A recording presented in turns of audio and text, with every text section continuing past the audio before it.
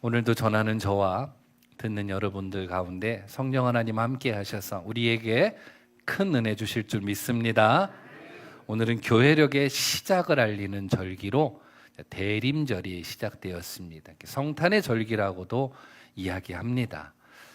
강림절, 대강절, 대림절 이렇게 많은 이야기들을 사용합니다. 다 맞는 얘기입니다만은 몇 해 전 우리 감리교 총회에서 질의가 나왔어요. 무엇인가를 명확하게 좀 정해줘라 해서 우리는 대림절로 이렇게 우리 교단은 호칭을 정하게 된 겁니다. 그래서 대림절 성탄의 절기가 이제 오늘부터 시작되었어요. 기다릴 때 이말임, 예수의 오심을 기다리는 절기로 이제 오늘부터 우리가 시작하게 된 겁니다. 예수 그리스도의 오심에 대한 논란은 좀 있었습니다. 이 성탄의 절기를 이제 이렇게 늘 해마다 맞이하면서 예수 그리스도의 그 오심에 대한 논란 중에 하나는 2000년 전에 오신 성육신, 그날의 그 성탄의 날을, 성육신의 날을 기념하고 축하하는 절기냐, 아니면 역사의 마지막에 다시 오실 예수님을 기다리는 절기냐, 이거에 대한 논란이 좀 있었습니다. 기독교의 역사를 이렇게 거슬러 올라가 보면 한 1000년 정도 동안은 이 땅에 나신 예수, 성육신하신 그 예수를 축하하고 기리는, 그리고 기억하며 기념하는 그런 날로 성탄의 절기를 보내왔어요. 그렇다면 12세기 이후부터는 이 뜻이 좀 더 확대가 되어서 다시 오실 예수를 기다리는 절기로까지 이제 확대가 된 거죠. 결국 우리의 신앙은요, 이제 기다림이라는 이야기인 건데, 과거 역사 속에 날 구원하기 위하여 오신 예수, 그리고 성령 시대를 살아가고 있는 우리의 내 안에 임재하시고 현존하시는 그 예수, 그리고 종말과 함께 다시 오실 그 예수 그리스도를 더욱더 사랑하고 사모하고 바라보는 절기가 대림절이라는 겁니다. 바라옵기는 이 대림절 절기 기간 동안 우리 반석의 모든 성도님들 예수님을 더 사랑하고 더 사모하고 내게 임할 그 예수님을 기다리는 복된 절기가 되기를 소망합니다. 신앙은 기다림의 절기라는 것은 어떤 측면에서 신앙은요, 하나님은 공급자요, 우리는 받는 자라는 그 질서를 말하고도 있는 겁니다. 여러분, 구원, 은혜, 기쁨, 평안, 복, 이 모든 것들은요 하나님이 주셔야만 받습니다. 말씀하시는 이가 말씀하셔야 나는 들을 수 있는 거거든요. 아무리 우리가 사모해도 주님이 말씀하시지 않으면 우리는 그 음성을 들을 수가 없는 겁니다. 이러한 질서적인 측면에서 신앙은요, 기다림의 신학인 것 같아요. 어떤 사람이 신앙생활을 잘하냐? 잘 기다리는 사람이 잘하는 겁니다. 오늘 본문은 여러분들이 잘 아시는 사울에 대한 이야기입니다. 사울 왕이 기다림에 실패한 그 이유가 무엇인지를 오늘 본문에서 소개하고 있어요.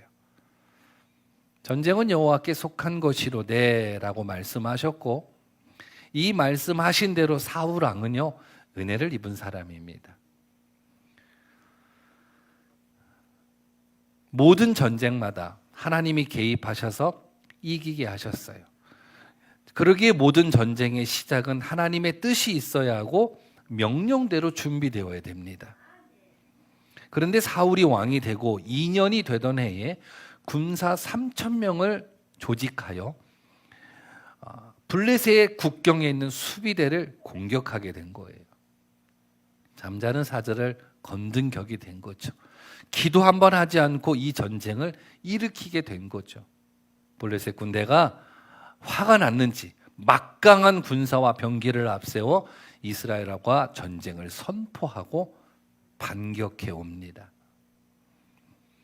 블레셋의 거센 반격에 길갈에 모인 이스라엘 백성들은 크게 두려워하였고 심지어 도망까지 가기 시작을 합니다.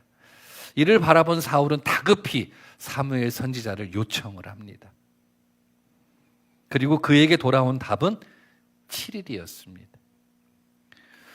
약속된 기일이 되었는데도 나타나지 않았고 남아있는 군사들마저 도망가지 않을까 두려움에 더 이상 기다리지 못하고 스스로 제사를 드리는 죄를 범하게 됩니다. 기다림에 실패한 겁니다. 이 일로 사울은 통치 2년 만에 하나님께 버림을 받게 돼요. 여기서 질문을 가져보았어요. 사울 왕은 왜 기다리지 못했을까? 왜 사울 왕은 기다리지 못했을까? 전쟁에 직면한 당사자들은요, 종말론적인 어떤 그 상황에 직면해 있습니다. 전쟁에 지면 죽는 거잖아요. 이게 전쟁에 임하고 있는 사람들은요, 항상 이 종말론적에 직면해 있는 겁니다. 지면 죽는 거예요. 종말 앞에 서 있는 겁니다. 그래서 신이 도와주지만 안 되는 거예요. 그래서 전쟁에 나가기 전에 각자의 신들에게 제사를 드리고 의식 행위를 통하여 이 전쟁에서 우리가 승리하게 도와주세요. 이렇게 하는 거죠.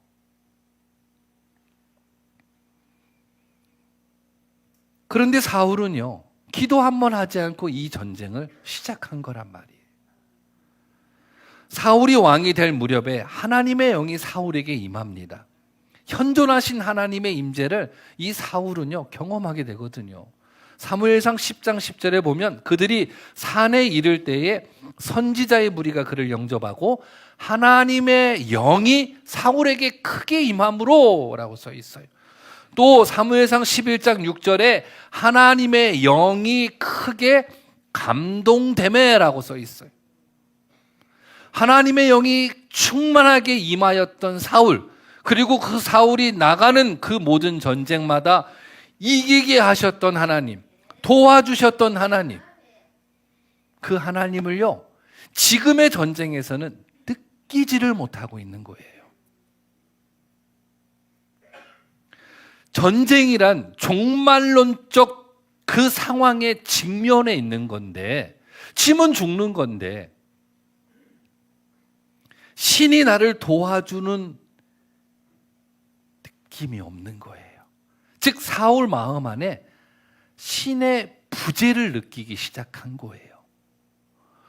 나의 신이, 언제나 내 편이었던 나의 하나님이 지금 나를 도와주시지 않는 것 같은 거예요. 이 신의 부재를 느끼고 난 이 사울은 두렵기 시작하였고 불안한 거예요. 그래서 신의 부재를 느끼기에 어떤 행위를 해야 되는데 그것이 바로 제사를 직접 드리게 된 거예요. 여러분, 고대 사회에 신의 부재를 느낄 때 그 공백을 채우기 위해서 다양한 행위들을 했었어요. 대표적으로 우상, 조각상들을 만들어서 신의 현존을 대체하려고 했던 거예요. 고대 문명의 이집트를 보면 신들을 형상을 만든 뒤 그 형상에 의식을 하여 신의 영이 깃들게 하였어요. 신을 가까이 두기 위하여 거대한 사원을 만들고 신의 거처를 마련하기도 했던 거예요. 이집트의 피라미드는요, 신과 왕권의 연결성을 나타내기 위한 어떤 상징적인 건축물이었던 거죠. 때로는 자연현상, 태양 아니면 달, 이것을 신성화시켜서 그 존재를 재구성하기도 합니다. 날마다 태양이 뜨잖아요. 그 태양이, 신이 나를 바라보고 있어요. 신이 나를 지키고 있어요. 뭔가 형상화를 시키는 겁니다. 그리고 그 형상화 앞에서 의식과 제사를 행하여 신의 부재를 늘 채우렸던 인간의 행위들이 있었던 거예요. 오늘 이 사울도 언제나 내 편이셨던 하나님, 그래서 늘 이기는 경기, 마치 지난 우리의 축구 경기를 우리가 몇 대 몇으로 이겼다라는 그 경기를 재방송 보듯 사울은요, 이미 이겨놓고 전쟁을 나가는 거예요. 그런 마음, 을 하나님이 내 편 되어 주셔서 모든 전쟁을 이겼던 그 마음으로 나갔었는데 이번 전쟁은요, 마음이 다른 거예요. 즉 하나님의 부재를 느끼기 시작한 거죠. 그래서 이 신의 부재를 어떻게든 채우려고 그가 선택한 행위가 스스로 제사를 드려버린 거예요.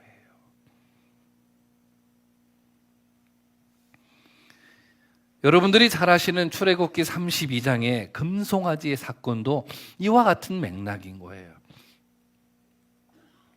하나님이 모세를 신의 산으로 부릅니다. 올라가죠. 그런데 이 모세가 내려오지를 않는 거예요. 어느 정도 있다가 좀 빨리 내려와야 되는데 내려오지를 않는 거예요. 출애굽기 32장 1절에 보면 백성이 모세가 산에서 내려옴이 더딤을 보고 내려옴이 너무 늦는 거죠. 너무 오랫동안 머물고 있었나 봐요. 그때 아론을 불러서 우리를 위하여 우리를 인도할 신을 만들자 이렇게 표현한 거예요. 신의 부재를 느낀 거예요. 이스라엘 백성들이 이 광야에서. 그래서 이 안에 있는 신을 형상화시켜서 눈의 봄으로 인하여 평화를 얻고 눈의 봄으로 인하여 안정을 찾고 싶었던 거예요. 그게 바로 금송아지 사건인 거예요. 더딤을 보고 오랜 시간 내려오지 않으니 이들의 마음에 신의 부재를 느낀 거죠. 그래서 그것을 형상화시킨 겁니다. 오늘 본문 사울이 기다림에 실패한 이유는요, 하나님과의 관계없는 전쟁을 시작함으로 인하여 이 마음에 하나님의 부재를 느낀 거예요. 하나님 지금 나 안 도와주고 계시는구나. 내가 치른 이 전쟁 하나님께서 지켜주시지 않고 있구나. 이 부재를 느낀 거예요. 그래서 그가 선택한 행위가 바로 제사를 드려버린 거죠. 결국 하나님 앞에서 사울은요, 불신앙을 드러내게 된 거죠. 불신앙이 뭐예요? 믿음 없음이잖아요. 이 믿음 없음을 이 사울은 하나님 앞에 드러냈고, 하나님은 그 믿음 없는 사울 왕을 만 2년 만에 버리게 됩니다. 여러분, 성경에 하나님이 우리를 바라보시는 기준은요, 딱 하나예요. 믿음. 예수님께서 복음서 시대에 수많은 활동을 하시며 칭찬과 책망을 반복하셨는데 그 기준은요, 믿음. 이거 하나였어요. 백부장의 믿음을 보고 이만한 믿음을 내가 본 적이 없다라고 그를 칭찬하셨어요. 반면에 예수님의 제자들과 예수님께서 배를 타고 항해를 하는데 바람과 풍랑이 일어 배가 뒤집힐 정도로 흔들리니 이 제자들이 예수님을 깨울 때, 주무시는 예수님을 깨우고 있을 때 예수님께서 바람과 파도를 잔잔케 하시고 이 제자들에게 믿음 없음을 책망하셨거든요. 성경의 기준은요, 믿음인 거예요. 오늘 우리가 애쓰고 노력하고 우리가 바라보고 점검하고 진단해야 될 것은요, 다른 게 아니에요. 내 믿음이에요. 믿으시길 바랍니다. 오늘 나의 삶이 하나님 앞에 나의 믿음 없음을 드러내는 삶인지 아니면 믿음 있음의 삶을 살아가고 있는지를 늘 돌아봐야 돼요. 이와 비슷한 맥락에서의 야곱의 이야기도 비슷해요. 야곱은 기다리면 장자의 축복을 받았어요. 이스라엘의 계보를 이어갈 것인데 기다리지를 못했어요. 가만히 기다렸으면 되는데 왜요? 하나님이 그렇게 정하셨거든요. 하나님이 정하면 되는 거잖아요. 근데 기다리지 못하고 자신의 거짓된 행위로 신의 축복을 차지하려고 했던 거예요.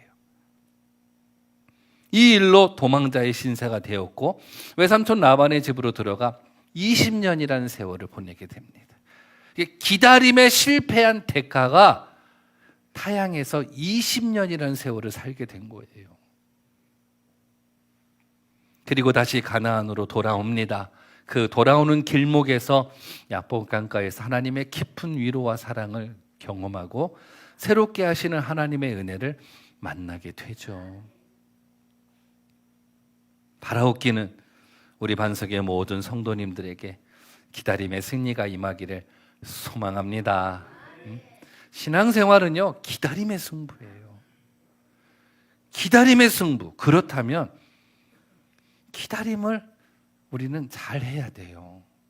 어떻게 기다림을 잘 할까? 이 기다림을 사실 우리는 배워야 돼요. 신약 성경이 쓰여질 때 바울 서신이 복음서보다 더 먼저 쓰여졌죠. 그리고 그 바울 서신 중에 가장 먼저 쓰여진 책이 데살로니가서입니다. 당시에 바울이 사역하던 그 바울 서신을 막 기록하던 그때를 보면 종말론적 신앙이 아주 강력했어요. 이들의 신앙은 예수님이 우리가 죽기 전에 오실 거라는 그 신앙들이 있었어요. 특히 이 데살로니가 지역의 성도들은 이 종말론적 신앙이 너무 강했어요. 그래서 재산을 다 팔고 그 공동체 안으로 모여서 이들은 막 기도하고 찬송하고 그것만 했어요. 아예 세상과 문을 다 닫고, 마치 우리 92년도 다미선교회라는 그런 이단들과 같이 모든 것을 차단하고 그렇게 했단 말이에요.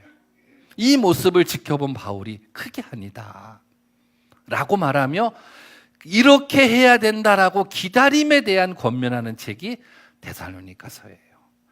주신 믿음 안에서 다시 오실 소망을 붙잡고 말씀에 순종하며 서로 사랑하며 지내라. 그 삶 속에서 주님이 다시 오실 것이다 라고 권면하는 책이 데살로니가예요. 전혀 다른 기다림의 삶을 살고 있었던 거죠. 기다림에 대한 성경의 왜곡된 신앙의 길을 걸어갔던 거예요.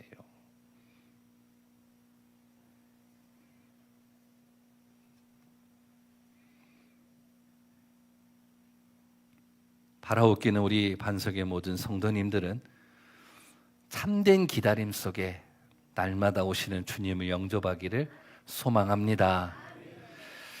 우리의 삶을 들여다봐도요, 기다림의 연속인 것 같아요. 소식을 기다리고, 기회를 기다리고, 좀 더 변화되기를 기다리고, 좋은 세월을 기다리고, 좀 더 발전되기를 기다리고, 우리는 우리의 삶은 그런 기다림의 연속인 것 같아요. 제 자신도 늘 기다림의 연속이었어요. 목회하면서도 늘 저 문을 바라보며 누구 안 들어오나 기다리고, 누구 안 오나 저 문 바라보면서 또 기다리고.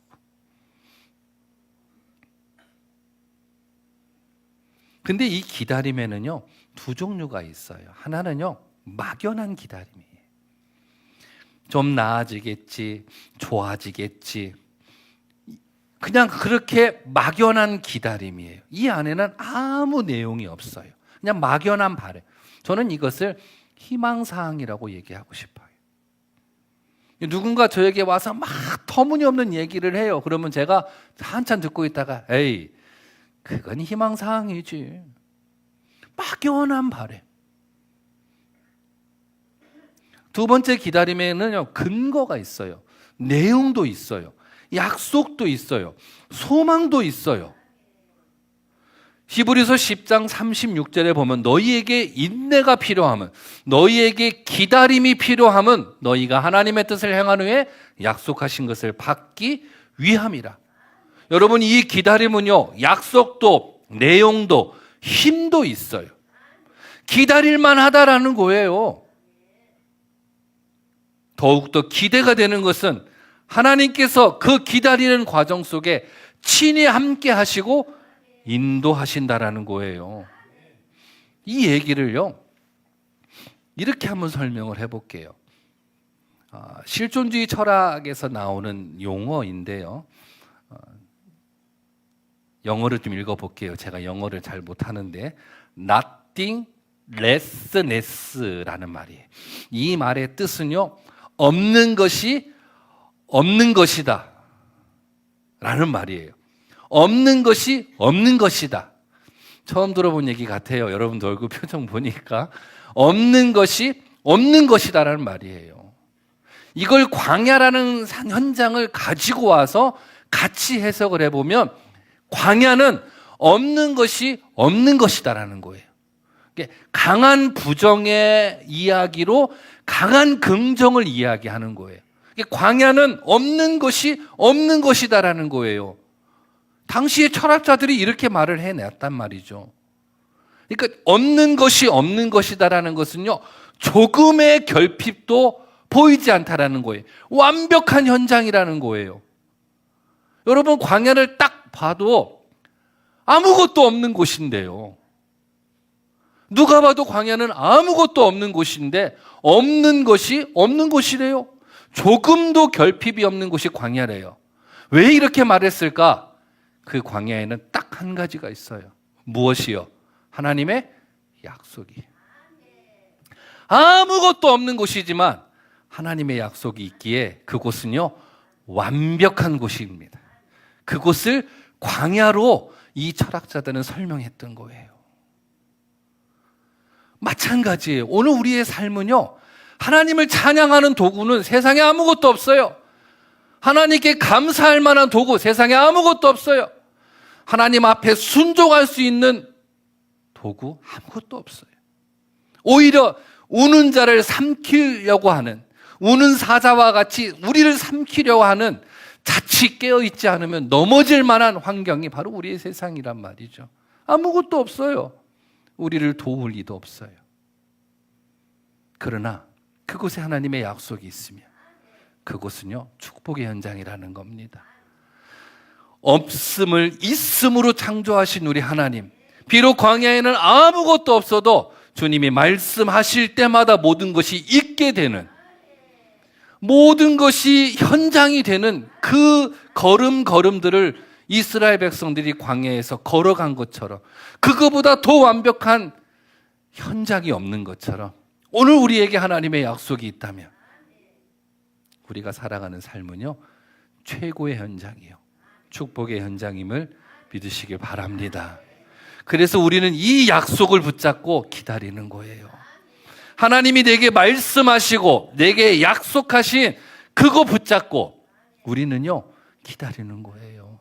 그 기다림 속에 하나님께서 우리의 걸음걸음을 이끌어 주시고 인도하여 주시고, 마치 목이 마를 때 물가로 인도하시고, 고기가 먹고 싶을 때 동풍을 불어 메추라기를 불어주듯이 그렇게 하나님께서 우리의 여정 가운데 임하신다라는 거죠. 그러기에 오늘 저와 여러분들이 살아가는 현장은요, 최고의 현장입니다. 무엇이 없다, 무엇이 약하다, 무엇이 부족하다가 아니라 오늘 나의 삶은 하나님의 약속이 있다고 믿는다면 최고의 현장이고 최고의 축복의 주인공이 저와 여러분인 것을 믿으시길 바랍니다. 그러기에 사망의 음침한 골짜기에서도 나는 아무것도 부족함이 없다고 다윗은 고백한 것이요, 감옥 안에서도 나는 기쁘다라고 바울은 고백한 거예요. 왜요? 하나님의 있음이 있기 때문에.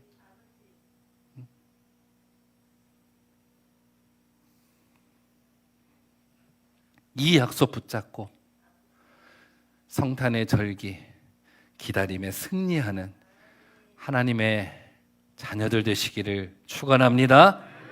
말씀을 마무리합니다. 부활하신 주님께서 당시 믿음의 사람 500여 명에게 동시에 나타나셔서 말씀하셨어요. 그 말씀이 사도행전 1장 4절인데요. 사도와 함께 모이사 그들에게 분부하여 이르시되 예루살렘을 떠나지 말고 내게서 들은 바 아버지께서 약속하신 것을 기다리라. 약속하신 것을 기다리라. 500여 명에게 동시에 말씀하셨어요. 그러니까 우리가 쉽게 이해하면 오순절날 마가다락방에 500명이 모여서 기도하기 시작한 거예요. 그리고 오순절이 되었을 때 우리는 몇 명으로 알고 있어요? 120문 성도로 알고 있어요. 그러면 그 오순절 기간 기도하다가 380명이 떠나버린 거예요. 기다림에 실패한 거예요. 그리고 이 120명이 약속하신 성령의 충만함을 받게 된 거예요. 기다림의 실패자와 기다림의 성공자가 나눠지는 대목인 거예요. 오늘 우리에게도 동일합니다.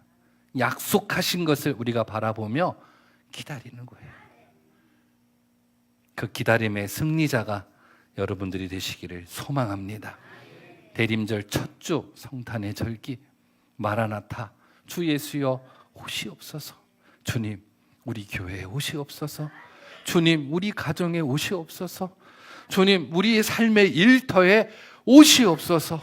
사모하는 마음을 가지고 그분을 바라보고 그분 약속하신 말씀을 붙잡고 나는 없음이 아니라 있음의 삶을 살아가고 있음을 확신하며 하나님의 부재가 아닌 하나님의 현존하심이 나와 함께 했음을 늘 고백하며 살아가는 삶의 주인공들이 되시기를 소망합니다. 살다 보면 답답함도 만나고 어려움도 만납니다. 그럴 때 우리 안에서 툭 튀어나오는 말, 믿음 없음의 말, 언제 오시나? 이건 믿음 없는 말입니다.